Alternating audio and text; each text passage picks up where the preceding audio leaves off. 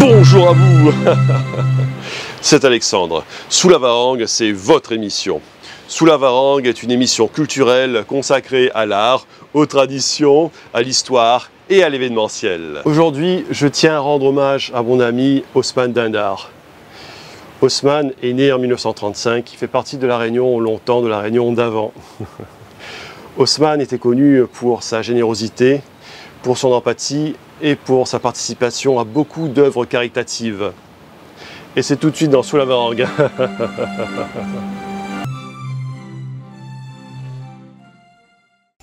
Je suis avec monsieur et madame Osman Dindar, qui sont des amoureux de Salazie et d'Elbourg. Quand on arrive à Elbourg,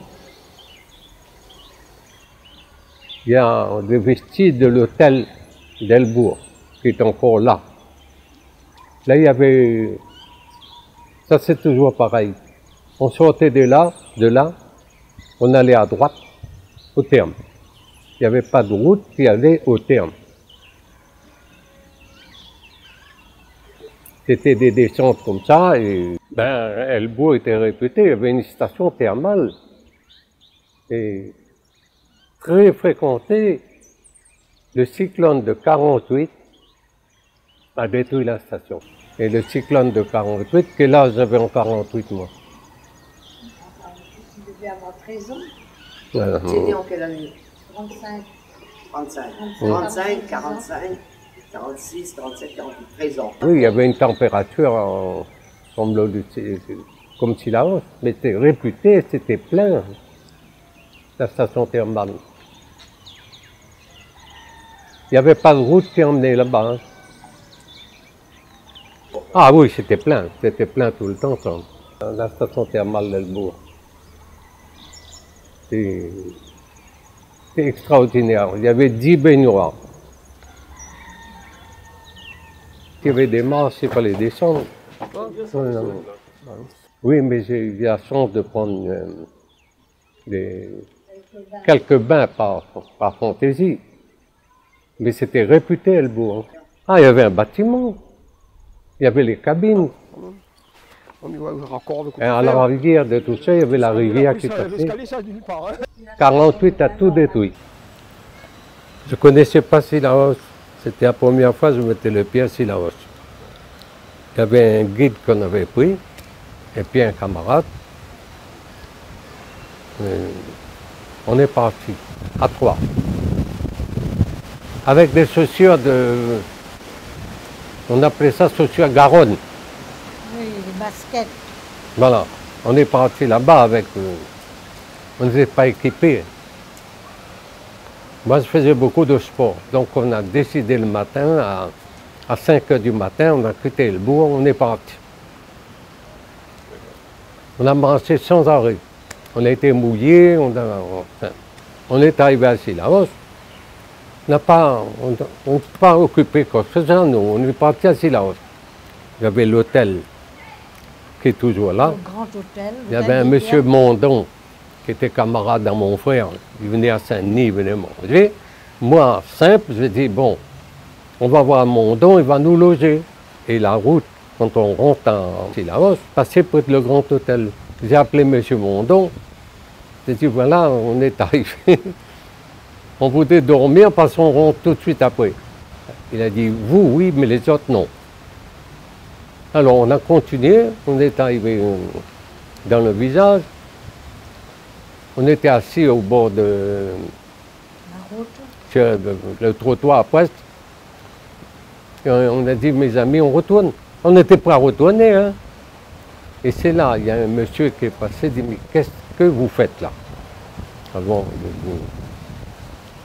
mais il est allé au séminaire. On est parti, le guide, le copain et moi, on est parti au séminaire. Alors les curés nous ont dit d'accord, venez, prenez une douche et une chambre.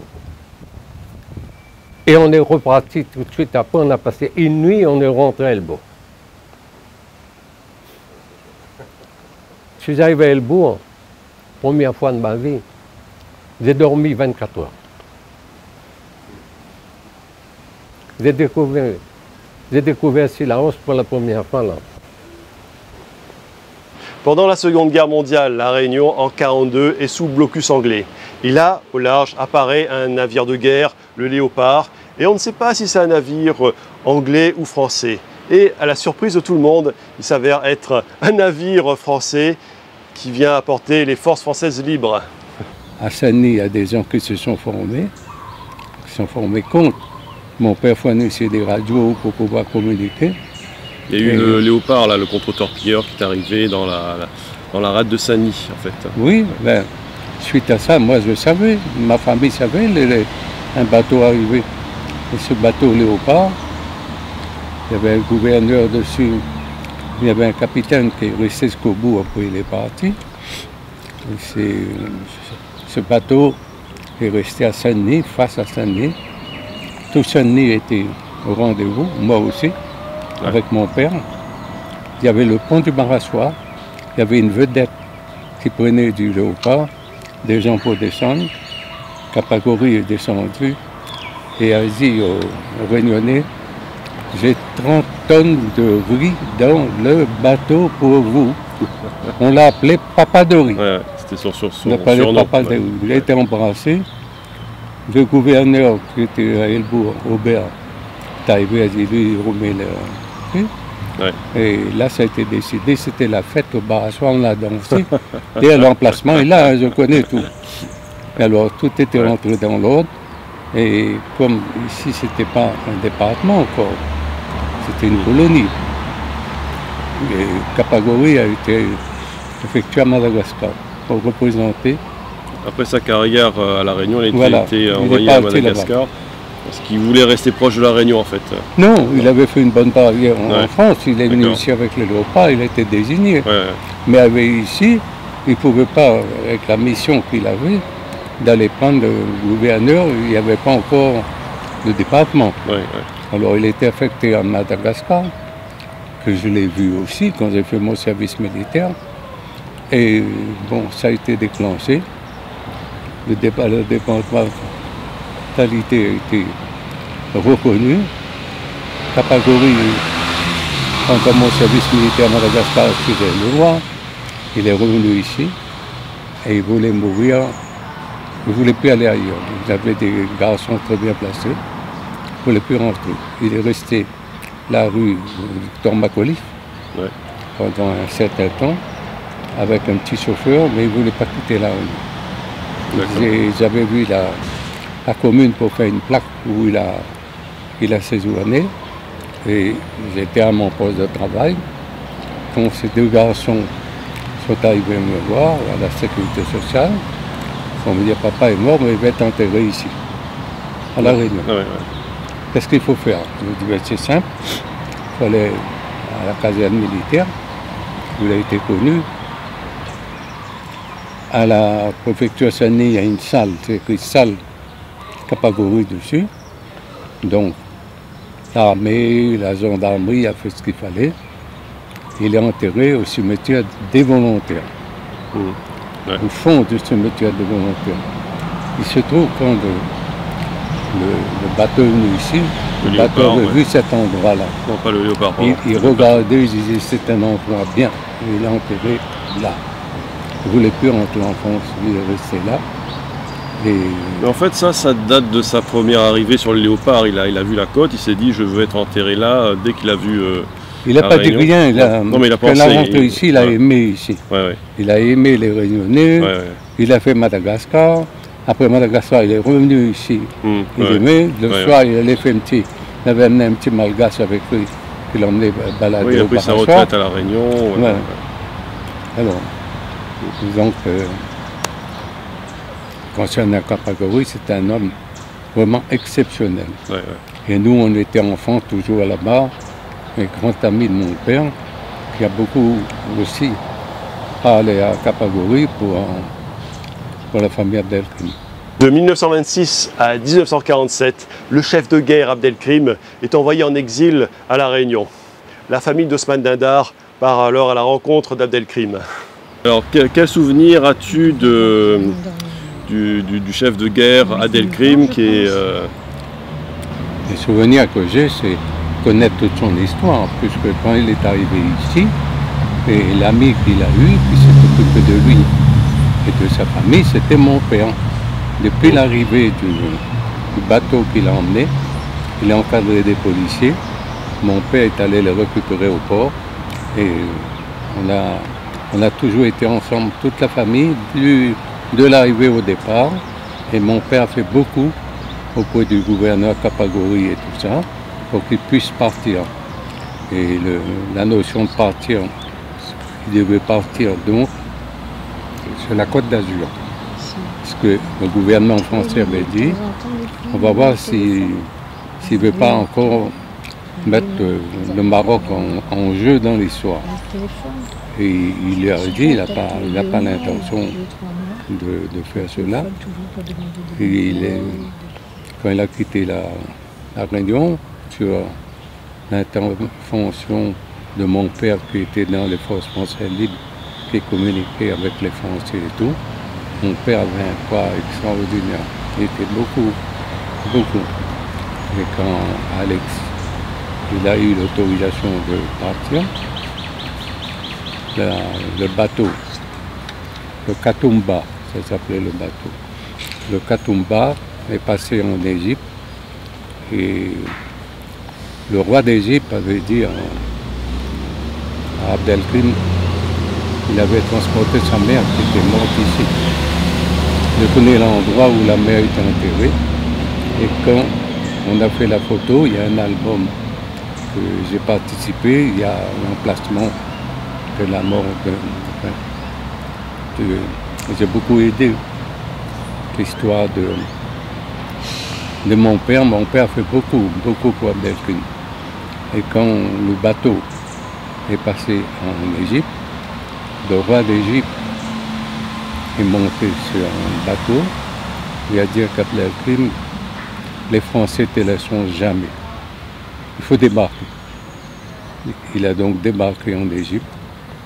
Il n'est pas allé sur la Côte d'Azur parce que tout ce temps il avait été envoyé ici, on se demande pourquoi. Il s'était révolté au Maroc pour donner au Maroc la place que les Espagnols revendiquaient, mais il n'avait rien contre les Français. Tous ses enfants ont fait l'école ici, l'école, le lycée, tout ça, c'était des garçons très bien. Il est descendu donc en Égypte, il est resté en Égypte. On n'a pas voulu qu'il aille plus loin, il est mort en Égypte, il est enterré en Égypte. Ça c'est le père Abdelkrim. Les enfants sont restés là-bas, bien dans les activités, l'aviation et compagnie. Sa fille est venue deux reprises ici, chez moi. On a encore toujours des rapports téléphone. Ça nous avait marqué beaucoup parce que avant de partir, ils sont venus habiter à la maison des parents. Et dans cette maison, il y a des photos avec toute la famille. C'est dans la rue Pasteur. Voilà, ça c'était le départ, tout le monde pleurait. On faisait des photos, j'en ai encore des photos là-dessus. Voilà Abdelkrim, voilà. J'étais assis souvent sur ses jambes, mais il avait dit une phrase, je n'oublierai jamais le mal qu'on m'a fait subir en m'envoyant ici. Mais ici, il était très bien, il était agriculteur. Il avait une maison à Elbourg, il avait une maison à Trois-Bassins. Quelle maison à Trois-Bassins est occupée par le maire de Trois-Bassins. Et il séjournait à Saint-Denis, dans la villa du Chaudron, il me semble. Mais oui, mais il était à la villa du Chaudron, c'était payé par l'administration. Ouais. Il était surveillé, mais il venait tout le temps chez nous. De camarades particuliers, il n'en avait pas. D'accord. Des camarades, c'était mon père, c'était la famille. Il venait manger chez nous, on allait manger chez lui. Les vacances à Elbourg, ils montaient, on était ensemble. Trois-Bassins, on était ensemble. Puis tous les enfants, aussi bien les filles que les garçons. Nous sommes avec Monsieur et Madame Haussmann Dindar, et je sais que vous avez beaucoup de souvenirs du Titrin longtemps. Je suis Saint-Pierroise d'origine. J'ai donc quitté ma ville pour venir à Saint-Denis. C'était pour nous rendre au tribunal. Voilà. Moi, je n'ai qu'un souvenir du Titrin dans lequel je voyageais ce jour-là. J'étais toute éblouie, ébattue curieuse de voir comment ça se passait, comment ça fonctionnait. Mais j'étais aussi, de temps en temps, envahie par la fameuse fumée noire qui se permettait d'entrer par les petites fenêtres latérales du compartiment. Et surtout sous le tunnel, où là vraiment ça crachait de la fumée bien noire qui salissait de la tête aux pieds, et avec un bruit effrayant. Et le petit train filait à toute allure, à sa vitesse minime, mais à vitesse minime, normale, et avec son bruit de pouf, pouf, pouf, pouf, pouf, pouf, comme ça. Je voyageais avec ma mère et ma grand-mère, et ça a été pour moi une expérience heureuse, bien qu'il y avait de l'inconfort. Ça ne m'a pas marqué du tout, ça ne m'a pas gêné du tout. J'étais heureuse de voyager, de quitter Saint-Pierre, aller vers la grande capitale Saint-Denis, et de voyager dans ce petit train que je ne connaissais pas du tout. Et c'est l'unique fois où je l'ai utilisé, où je l'ai emprunté. Alors, quelques années après, je pense peut-être, oui, j'avais quand j'ai pris le petit train, je devais avoir 8 ans et demi à peu près. Donc j'ai repris après l'autorail, la Micheline comme on l'appelait, dans les années 54. Donc de 46 à 54, ça fait 8 ans, donc j'avais 16 ans. Et c'est bien ça, quand j'ai pris l'autorail. Et c'était bien plus pratique, ça glissait sur les rails. C'était confortable et on était bien à l'aise dedans et heureux d'avoir un tel engin qui puisse remplacer l'ancien qui fait beaucoup. Mes souvenirs, il faut au préalable préciser. La Réunion était une colonie française. Il y avait un gouverneur. Le petit train, c'était le point principal, parce que le petit train allait jusqu'à la gare de Saint-Pierre, aller-retour. Et il y avait l'autorail. L'autorail était plus luxueux. Les hommes d'affaires prenaient donc l'autorail. Le petit train passait sous le tunnel, il y avait la fumée partout dedans, on était sale. La Réunion était une colonie. On vivait avec ça. Avec le petit train, des gens qui allaient à Saint-Pierre, par exemple le lundi, les commerçants venaient à Saint-Denis pour faire des affaires, pour acheter. Le petit train ou l'autorail était plein. Là. Et à un certain moment, on abordait la période du département français. Donc, c'était le moyen de transport de la Réunion, si on voulait aller. Il y avait plusieurs heures dans la journée, il y avait première classe, il y avait deuxième classe. Après, il y avait l'autorail. Et doublé, là, c'était le luxe. Si on voulait aller vite à Saint-Pierre, on prenait l'autorail. Et à l'approche du département, etc., la question était de savoir, ça devenait vraiment un département français. Et l'autorail, tout ça a été arrêté. Ousmane Dindar était une figure de la Réunion et surtout de Saint-Denis. Il avait un réel charisme. C'était quelqu'un qui était vraiment un public relation et on ne faisait jamais appel à lui en vain. Et moi, je vous souhaite une bonne journée et je vous donne rendez-vous pour un prochain hommage sur Sous la Varangue. À bientôt.